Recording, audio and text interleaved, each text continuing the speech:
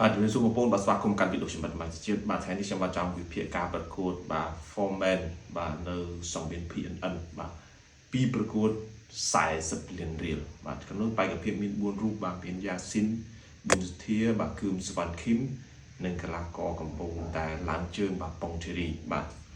អញ្ចឹងបាទអ្នកទាំង4នេះបាទនឹងធ្វើការប្រកួតបាទនៅថ្ងៃទី16ខែវិច្ឆិកាឆ្នាំ2025នេះបាទនៅសង្វៀន PNN បាទទៅថ្ងៃអាទិត្យចាប់ពីម៉ោង1រសៀលទៅបាទអញ្ចឹងបាទបេក្ខភាពទាំង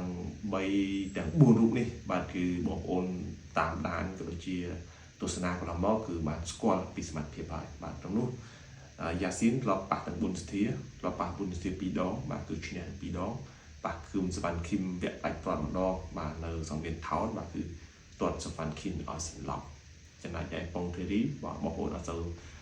ស្គាល់ទេដោយសារតែគាត់ទើបតែឡើងសមត្ថភាពដែរហើយបាត់ពិសោធន៍របស់គាត់ក៏ស្ទើរជាងគេដែរបាទក្នុងការប្រកួតកម្មវិធីធំក៏ដូចជាការប្រកួតលក្ខណៈអន្តរជាតិបាទអញ្ចឹងបាទអ្នកទាំង4នេះមកធ្វើការចាប់ឆ្នោតបាទដើម្បីជួបគ្នាប៉ុន្តែគឺខ្ញុំចង់បញ្ជាក់បងប្អូនថាការប្រកួតបាទ Foreman នេះគឺមិនមែនតែមួយថ្ងៃទេបាទន័យថាគឺប្រកួតប្រកួតនេះគឺ2ថ្ងៃបាទមិន2ថ្ងៃជាប់គ្នាទេបាទគឺប្រកួតក្នុងថ្ងៃតែមួយហ្នឹងគឺ2គូហ្នឹងបាទអាចចាប់ឆ្នោតចំគូណាហើយ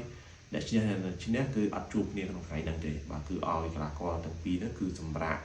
មកហាត់ត្រៀមអាចនឹង2សប្តាហ៍ឬក៏3សប្តាហ៍ទើបជួបគ្នាបាទឬក៏អាចដល់4សប្តាហ៍ទើបជួបគ្នាដើម្បីប្រកួតយកថវិការហូតដល់40លានតែម្ដងអញ្ចឹងសម្រាប់គូនេះបាទគឺអ្នកឈ្នះនិងអ្នកឈ្នះបាទគឺនឹងជួបគ្នានៅក្នុងវគ្គដាច់ព្រាត់បាទដើម្បីដណ្ដើមថវិកាបាទអញ្ចឹងបងប្អូនគិតថាកីឡាករណាជួបកីឡាកររូបណាបាទសម្រាប់ខ្ញុំមិនអោយបងប្អូនមើលរំលងគឺសវណ្ណឃីមទេបាទគឺសវណ្ណឃីមជាប្រភេទមួយកីឡាករដែលអុកក្បាច់ការប៉ះជាមួយនឹងយ៉ាស៊ីនចុងក្រោយគឺគាត់មិនទាន់ថាបានបញ្ចេញសមត្ថភាពឲ្យអស់ឡើយទេបាទគឺគាត់ចូលមកជើងយ៉ាងក៏ស្លាប់តែម្ដងចំណែកឯយ៉ាស៊ីនវិញជាកីឡាករមួយដែលរឹងស៊ូបាទគឺពិបាកនៅក្នុងការទប់ទល់បាទអញ្ចឹងបាទសម្រាប់អ្នកទាំង4នេះបាទគឺអាចនឹងប្រកួត5ទឹកបងប្អូនដោយសារតែមិនមែនប្រកួតតែមួយថ្ងៃហ្នឹងទេបាទអញ្ចឹងប្រកួតឈ្នះហើយគឺឡើងជួបគ្នានៅថ្ងៃបន្ទាប់បាទអញ្ចឹងគឺអាចនឹងប្រកួត5ទឹកបាទ5ទឹកគឺពិបាកជាមួយនឹងយ៉ាស៊ីនតិចបាទដោយសារតែយ៉ាស៊ីននេះក្បាច់គាត់មិនពិបាកអីច្រើនទេប៉ុន្តែអ្វីដែលពិបាកជាមួយគាត់គឺគាត់បុកបាទគាត់ដល់ចូលបុកកម្លាំងគាត់វាយឡើងតាមទឹកគាត់វាយចេញច្រើន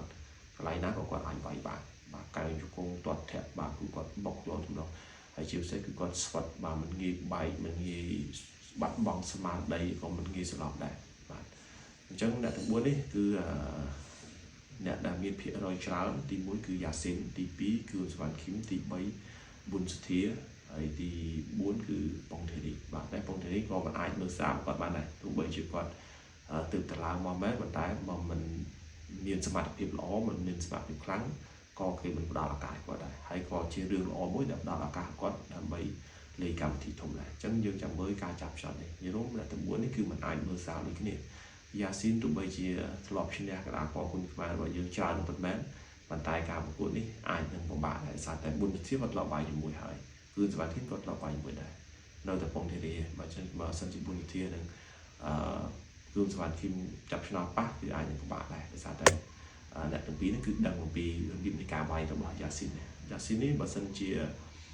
កីឡាករគុណខ្មែររបស់យើងជា4នាទីដូចគឺសវណ្ណឃីមគាត់ចាប់ក្បាច់គាត់បានរបៀបវាយយកបន្ទុកបាទដោយ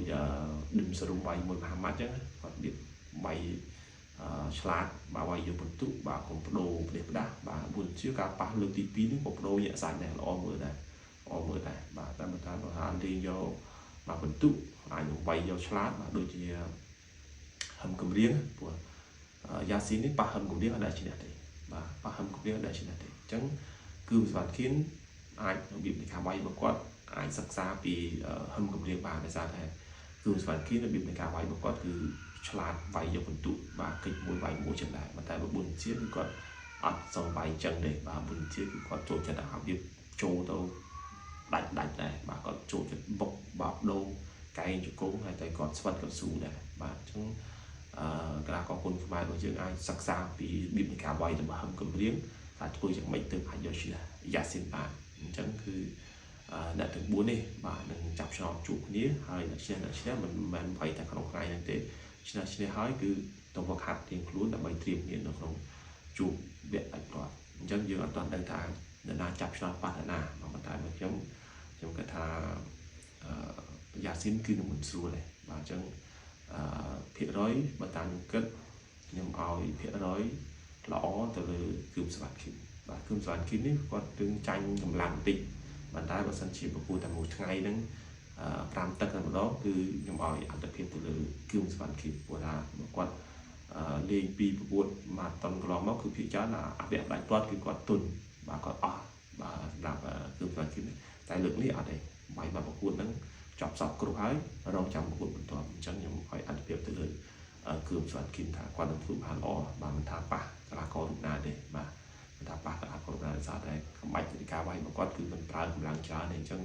ធ្វើ5ទឹកក្នុងមួយថ្ងៃហ្នឹងគឺគាត់អាចធ្វើបានល្អបាទអញ្ចឹងបាច់របស់អ្នកទាំងពីរអ្នកទាំង4បាទគឺយើងមើលឃើញហើយបាទយ៉ាស៊ីនមុកស៊ូស្វិតចម្រុះបុទ្ធាស្តៀងយ៉ាស៊ីនដែរមុកចូលវាយកែបាត់បោះជង្គង់បាទបដូរដាប់ដៃមិនចេះថយគឺសានគីនវិធីការវាយរបស់គាត់ថយមួយទាត់ធាក់ឆ្មក់កែឆ្មក់ជង្គង់យកពិន្ទុទៅលើប្រងដៃក៏ទៅជើងក៏ទៅកិច្ចគេវាយសវិញលឿនវិធីការវាយរបស់គឺគេប៉ុងធារីកំពុងតែឡើងថ្មីបាត់ពិសោធន៍របស់គាត់មិនច្រើនតែប្រឹងគឺគាត់នឹងភាពខ្លះក៏ប្រឹងកន្លែងណាក៏បានវាយដូរឈ្នះចាញ់គឺដើម្បីសាងគេឈ្មោះរបស់គាត់បាទនេះសម្រាប់ការប្រកួតប្រសង្វៀនភាពបាននៅថ្ងៃអាទិត្យសប្តាហ៍នេះពីប្រកួត40រៀលនៅក្នុងកម្មវិធី Boost Room គុណខ្មែរអរគុណបាទសារការតាមដានវីដេអូខ្ញុំបាទ